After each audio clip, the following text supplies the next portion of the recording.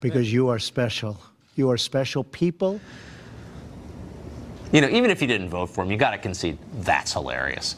That was the president, of course, yesterday singling out Massachusetts Senator Elizabeth Warren for spending at least 9 years pretending to be an American Indian in order to get a better job. It's called fraud. Well, exalted minds like CNN's Jim Acosta called Trump's use of the name Pocahontas a racial slur. But who's the racist here? Elizabeth Warren falsely claimed Indian ancestry for years. It got her tenure at Harvard.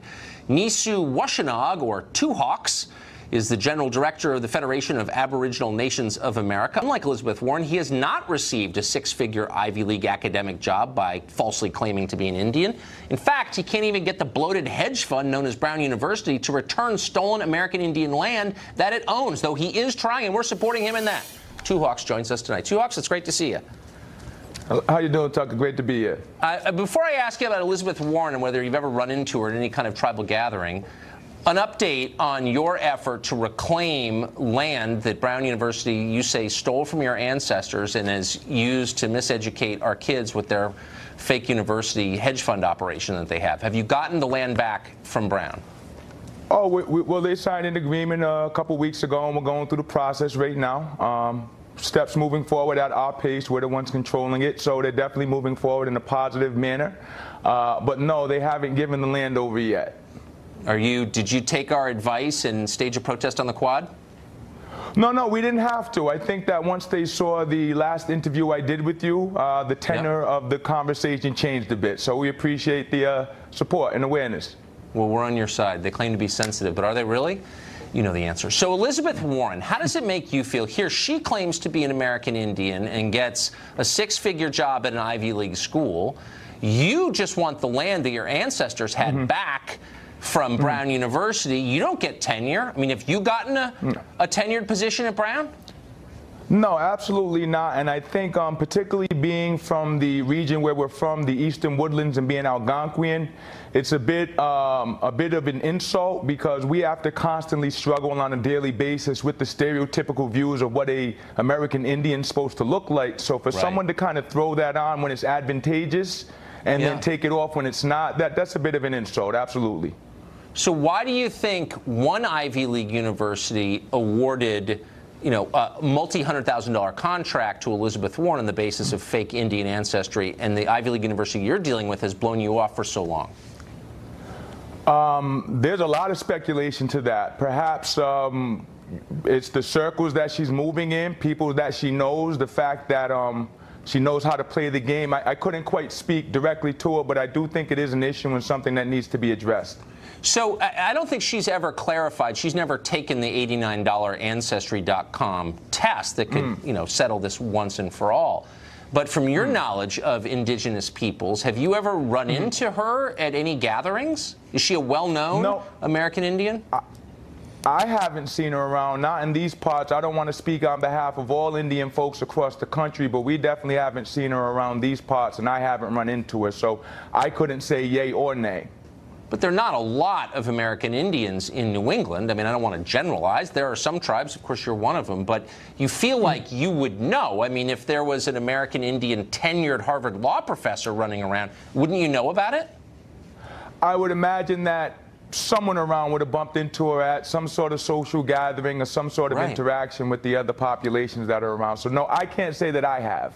Okay. Well, it suggests, again, we can't confirm it because she hasn't taken a simple DNA test, but it suggests maybe she's lying. Two Hawks, we just wish you all the luck in the world in your battle against that corporate university for your ancestors' land, and I hope you'll keep us apprised of what happens. Tapatish Tucker, thank you very much for your time. Amen. Well, the press had a total meltdown over the president's comments about Pocahontas, acting like they were the worst atrocity since Wounded Knee. I think there's an element of racism, but I think it's also because he knows he can use it and stoke it to drive the most controversy. This is unreal. I totally agree with Megan. Not only did he say that, which is considered by many a racial slur, he was standing in front of a portrait of Andrew Jackson. We need to begin to acknowledge this is not just about name-calling. It's not about name-calling in politics. It's about a bigot who sits at 1600 Pennsylvania. It's always sort of poking and prodding and making jokes and making attacks at the expense of people who are not white. How did all the dumb people get on TV? Joe Concha may know. He watches it for a living. He covers media for the Hill newspaper, and he joins us tonight. So, Joe, what gets me about this, here you have someone who falsely claimed to be an historically oppressed minority in order to get a job reserved for members of that group, American Indians, totally lied in order to make money, and that's cool. And yet someone who jokes about it is the bigot. Like, how does that work exactly? Well, look, the narrative, I think, Tucker, should be, and if this were the narrative, then we ain't talking right now, that President Trump made an unnecessary, inappropriate comment during a solemn ceremony at the White House to Navajo code talkers. If that were the case, fine. We have no I thought problem. It was hilarious, but whatever. I'm happy to be in the minority on that. That's Some fine. don't. That's fine. Half and half, right? Everything in this country is half and half. But then the media overplays its hand, like it does every time. Not all, but most. The prevailing narrative suddenly became that Senator Warren is an innocent victim of a racial attack by the President of the United States. And the reason why I know that became the prevalent narrative is because I looked at the questions during the White House press briefing yesterday. Now, this is a breakdown per the official White House transcript.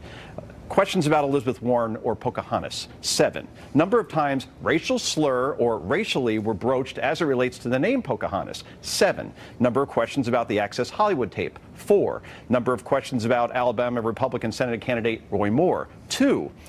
Here's the kicker. Number of questions about sitting Democratic Senator Al Franken, who had just held a press conference saying that he was staying in the Senate despite several accusers coming forward, including photo evidence of him groping a woman while she was asleep.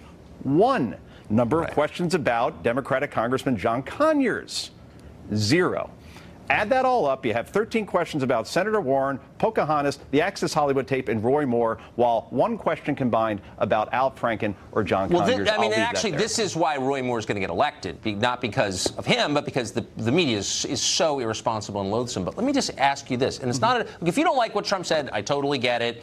You know, I can see why people would be offended by it. What I don't understand is why Elizabeth Warren gets a pass for basically, how is this different from wearing blackface? How is this different from, like, mocking someone's, in effect, in the most cynical possible way, someone else's ethnicity in order to profit from it?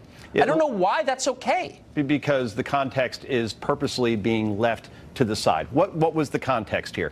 Trump wasn't directing his insult towards those Navajo code talkers. It wasn't towards anybody's heritage. He was mocking a woman, a sitting U.S. senator who could be a 2020 presidential candidate, for pretending to be something that she wasn't to advance her career. This was during the 90s, remember. Harvard was under a lot of pressure to hire minorities, and they went ahead with that. And if you see every interview with Elizabeth Warren yesterday, after the fact, this is barely touched. She is barely pressed on the question. The answer she gives is that her mother and her grandparents told her when she was young what her heritage was. It's such a crock. And by the way, she could fix it. She could end the mystery with a simple Ancestry.com. But by the way, this is just like a metaphor for the whole system, which is designed to help the oppressed, but actually benefits the already entitled, like Elizabeth Warren. Do you know what I mean? Yeah. And Tucker, look, when I'm the sons of African dictators benefit from programs designed to help the needy in this country. I mean, it's very cynical. Right. And when I'm 8 and my parents tell me that I'm Scotch-Romanian or Comanche Indians, I'll believe them. But as I get older and I go through enough holidays and I do enough research on my heritage,